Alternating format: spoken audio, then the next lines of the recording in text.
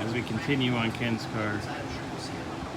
You can see it through the smoke of our lunch. It's always just something going good around here. Ooh-wee.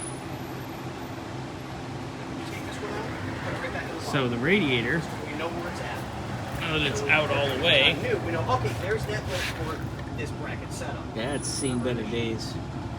Ideally, like we said, we'd like you to probably get an aluminum one or send it to Gary. But like I said, it's good.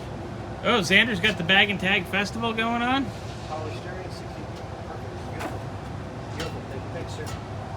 That's coming along.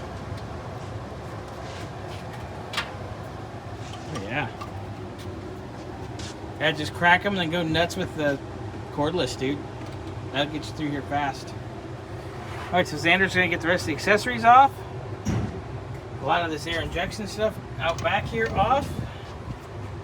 And it's going to give the exhaust a little cutty-cutty. Away we go. Looking good, man. Keep digging.